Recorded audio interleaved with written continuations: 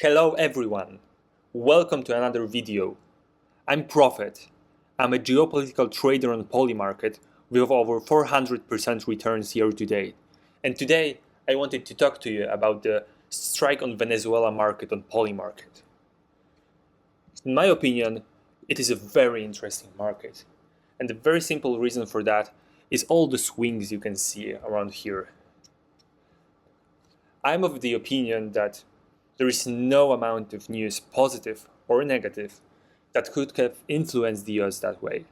So my belief is that all the upswings and all the downswings are just an overreaction of the market, overreaction of the traders. And in my opinion, the core reason behind it is that they are starved for information. As you may know, geopolitical decisions, so like everything around foreign affairs, is made in secret, behind closed doors, usually way in advance. And strike on Venezuela, it's exactly a decision you won't hear about in the mainstream media at the very moment it happens. Quite the contrary. Nations like the US will do everything they can to not leak their intention way ahead of schedule. Best case scenario for them, you don't know it happened after it already happened.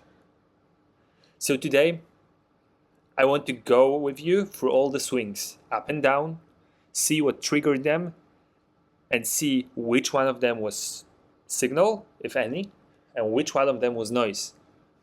Because, I've already done this exercise probably twice or 3 times, because that's how many takes it gets me to actually record this video. But I think this is especially important if you're trying to become a trader on Polymarket, because this is a perfect market for you if you want to be a news trader or a swing trader. All the swings up and down, this is a perfect opportunity to just switch the positions and profit from both sides as the news cycle goes on. But this is also a perfect market if you're like me, more of a conviction trader, because regardless if you believe will be a strike or if there won't be any strikes on Venezuela, all of those swings up and down create a perfect opportunity to double down on your conviction. So let's go and let's see from the very beginning of the market what happened and what did it mean in the moment, and also what we can see now. I'm recording this on December 2nd. And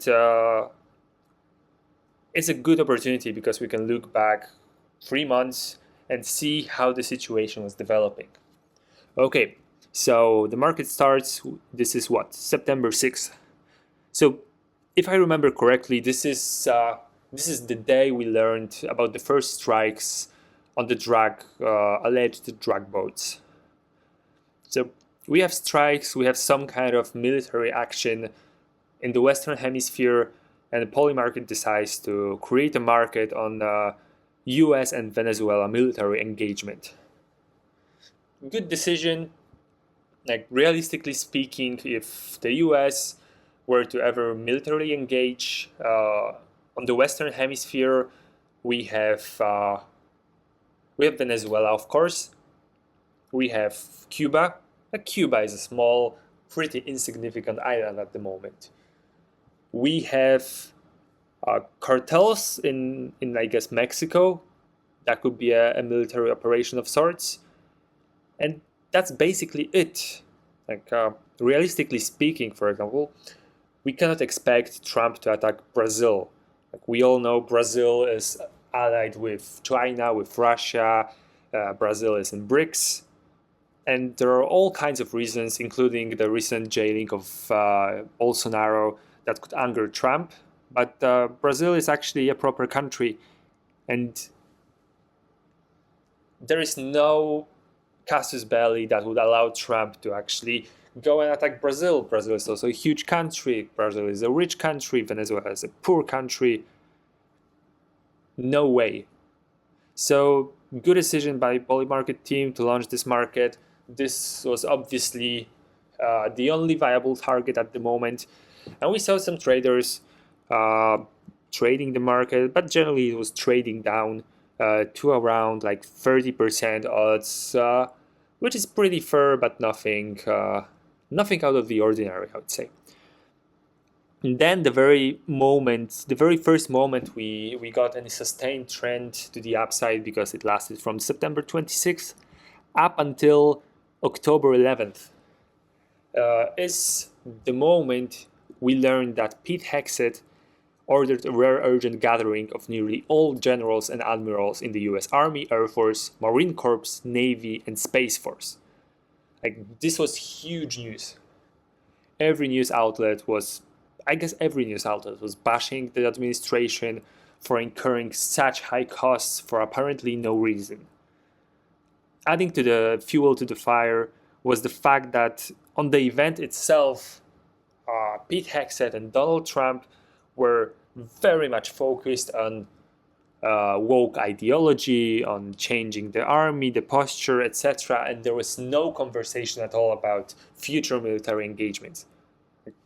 From my perspective, it's obvious we won't hear anything like that. But it was a good distraction. But some of the analysts, some of the sharp traders already recognized that this might be connected. Like the strikes on the boats, sudden gathering of generals and admirals, it's a very first indication that something might be brewing. That's why you see a pretty sharp spike here, followed by a pretty consistent trend upwards. And then this is around October 10th, which was basically... we also got something before that, because I wanted to move already to the Nobel Peace Prize. But somewhere around here, we also got the news that Donald Trump and his administration is calling off the diplomatic outreach with Venezuela. It's a pretty big news, because it's a first indication that the situation is way past negotiations, that there is no apparent, visible, or likely diplomatic solution, and anything that will happen will either be an isolation or it will be some kind of a military operation. So this is another upswing. And then we had the third bullish news for the yes holders, which is the Nobel Peace Prize. Nobel Peace Prize was won by Maria Corina Machado. If you don't know, she is the opposition leader in Venezuela. She is a pretty popular figure there. She's been on the opposition side for, I don't know, I think it's something around 20 years now. If you search for it, you can find her photos with George Bush, and she's been a prominent figure in the opposition movement for years now. So choosing her as the Nobel Peace Prize winner is a pretty strong indication that the focus in the foreseeable future will be on Venezuela, because her winning the prize also means that she has her 5 minutes to go around the media and to speak her cause. And she did speak her. Because what she mentioned each and every time she was interviewed is that she is for the US intervention. She is also right-wing. She also said she likes Trump. What else do you want? This is extremely bullish, because it shows that there is a willingness inside Venezuela to take the strikes and to use them to actually get the power. But so it happened that her victory in the Nobel Peace Prize was the very top the odds reached, because following then we see a pretty steep decline in the odds. And this is despite, or regardless of, the B-52 long-range strategic bomber going sightseeing throughout Venezuela. Because you see around October 15 we've got a little spike, sure, but then the odds started to go down again up until around October 23rd. In the meantime, we got all sorts of news. One example being that some of the senators tried to stop Trump for using military force on Venezuela, but it quickly turned out that the Congress doesn't care. Like, in theory, the Congress should declare war before any strikes can happen on any country. But realistically speaking, the US doesn't recognize Maduro as the leader of Venezuela. So there is no reason to stop.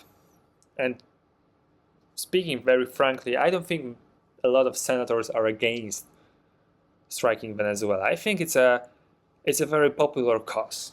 Let's call it that way. And then another news, a very bullish news, I would say, was October 25th. Because this is the day we learned that...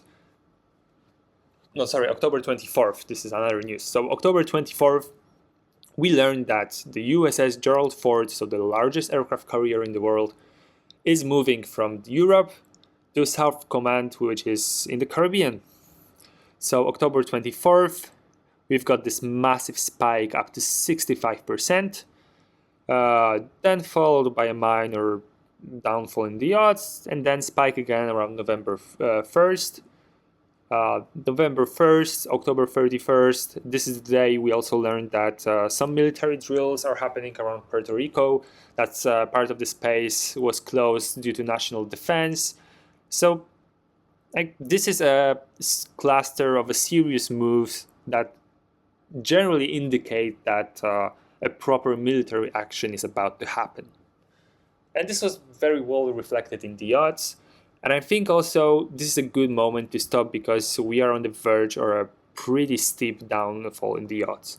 So up until this moment, we had if we look back, we have a series of very, very bullish news for the strike because we had the meeting of the generals and admirals. We had Maria Corina Machado winning the Nobel Peace Prize. We had no opposition from the senators. And then we also had the biggest aircraft carrier in the world moving from Europe, which means, for example, away from Israel, to Venezuela. These things are expensive. Like, we've seen it before. Like, we've seen it with Russia, we've seen it with the US before the strike on Iran. Each time before a major military operation happens, there is a period of time during which military assets are gathered near the target. So we've seen it with Ukraine and Russia in 2021. We've seen it this year, like 2 or 3 weeks before the strike on Iran. We saw a lot of military assets being moved around the Middle East. And we saw it then. We saw a lot of military assets being moved around and sent to Venezuela, to the coast of Venezuela, to the Caribbean. So this is exactly the same scenario. And in perspective, all of the events of this period were very bullish. But moving ahead, you've got an interesting situation because around, after November 1st, up until November 13th, we had quite a few rumors. First of them being that USS Gerald Ford is not actually going to the Caribbean. And some people saw that the aircrafts associated with the carrier are circling around near Morocco, near Madeira, and they were seen there for several days. So the logical conclusion was that the carrier is not moving. And people thought that maybe the US is not ready to strike, or plans have changed. Maybe there is some kind of a deal being made with Maduro. But this is quite a lot of rumors and quite a lot of thinking around for a very simple observation that wasn't really backed by any commentary from the US or from the US military.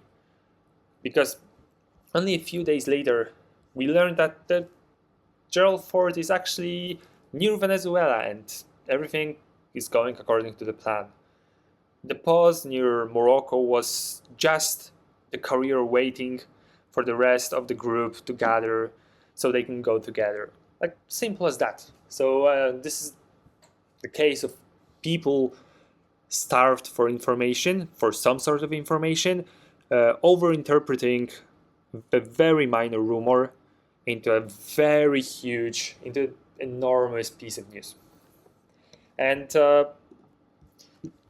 this actually was an amazing buying opportunity, if you see, because the odds went as low as 24%. I guess even 23.5. Amazing. Like, what can I say? It's even hard to believe. Like, that's such a minor news. Looking back at all the events that happened before, from the meeting of the generals and admirals to all the escalatory moves that happened up until November, and yet a single piece of noise, because ultimately it was noise, caused the odds to go from almost 70% to 24%. But anyway, thing happens. Who bought, then bought. Who sold, then maybe cries. But we now have another spike on November 14th. And November 14th is when we learned that there is actually some kind of operation in the Caribbean. This is the day that Pete Hegseth announced Operation Southern Spear. And while the operation itself wasn't exactly a declaration of strikes on Venezuela, it showed us that the military is serious, that the Trump administration is serious, and they are actually doing something in the region. So this is a very decent move on the odds. The 54% by the end of the year, I think that was a pretty fair assumption back then, considering all that happened before. But then we have another downswing, down to 38% only a few days later. And this is fueled by... Oh, this is not even fueled by this, because this happened even before that. This is November 17th. So this is the small spike here. This is when we learned that the US will designate Cartel de los Soles, so the organization they believe is headed by Maduro, as a terrorist organization starting November 24th. So the initial spike was because some of the traders thought it's that the order goes into effect immediately. Then they learned it's only the 24th, so they also dropped a bit. Then we also got the news that Maduro is ready to talk with Trump, so it's a bit of a escalation to escalation situation. So the US is threatening Maduro with labeling him as a terrorist, so he is maybe trying to negotiate his surrender. And so the odds go down. And we have them around 40%. And I think this is another good moment to stop, because at the first glance, Maduro saying he wants to talk is a bearish indicator on the strike, because there is a world in which he negotiates his surrender and Venezuela is peacefully transferred to the opposition. But it's not our world. And there are a few reasons for that. The first reason is that during the last election, it was painfully clear that Maduro lost.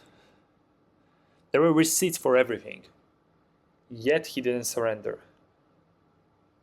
And the second big part of why he cannot surrender is that he's not alone. Like, his regime is being propped up by Cuban agents, by Russian agents, by Chinese agents. Most predominantly it's Cuban agents, but there are all kinds of interests around. So, like, realistically speaking, the moment Maduro puts down the phone, if he surrenders, he's done. He won't even leave the room.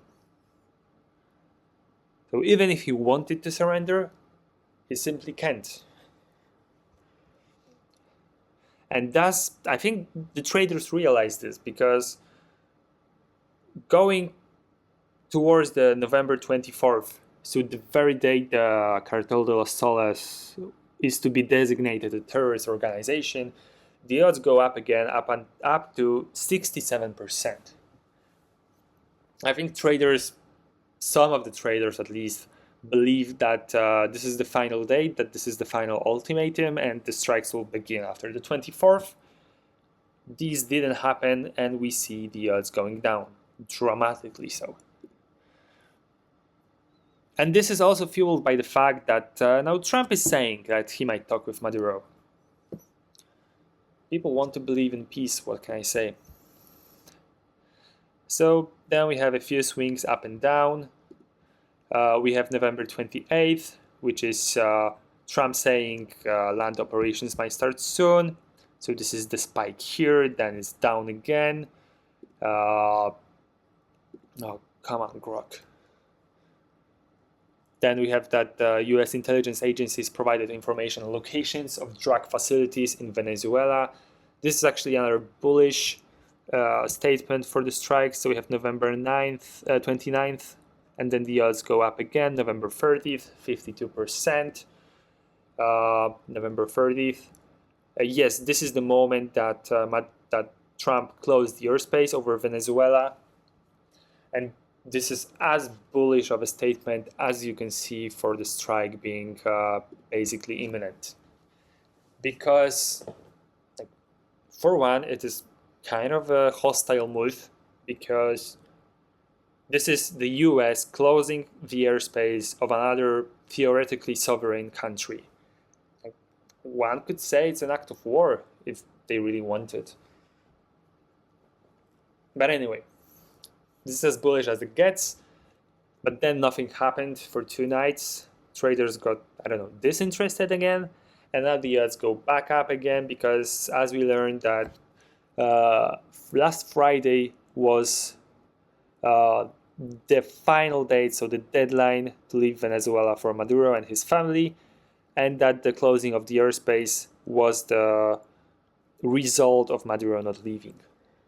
So here we are, it's December 2nd, and looking back, those almost 3 months, basically 3 months, I would say that we had a series of escalatory moves. First was the boats, then was the meeting, then it was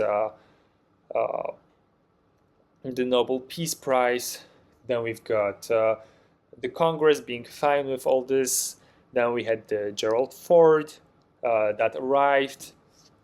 Yes, so all the time there were escalatory moves. In between, we've got the bombers going around Venezuela, the other planes as well doing the routine checks.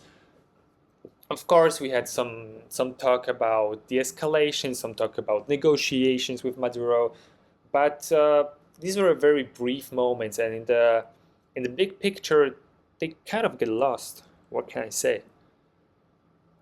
What I see from the beginning of September is a series of moves that lead towards nothing else than a strike. And for me, this is a prime example of a great geopolitical market that sharp traders, that sharp conviction traders can really use to their advantage to just go in on every dip. And the news traders that are sharp and realize where the situation is going can also utilize, because they can understand how significant the rumor might be if it's true, and they realize where the situation is going based on the long-term big picture. Then they can better understand how big of a swing can each news actually bring.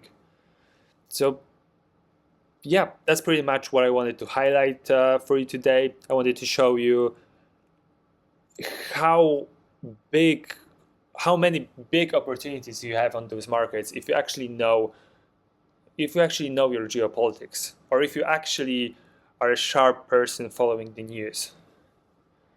Like, there's still plenty of room for individual traders who are interested in geopolitics to actually go in, have a high conviction on stuff they understand, and make a lot of money. Of course, nothing of this financial advice. That's just my opinion. That's just what I see on the markets. I also comment on the markets on a daily basis, so If you like this video, click subscribe button, click the like button, follow me on X at ProfitNodes, and take a look at my Substack on profitnodes.com, where I put out theses on global events like Venezuela strikes, like Ukraine peace deal, on a bi-weekly basis. So if you're still here after all this time, thank you for watching. See you on the next video, and hopefully see you also on my other platforms. Have a great day. Bye.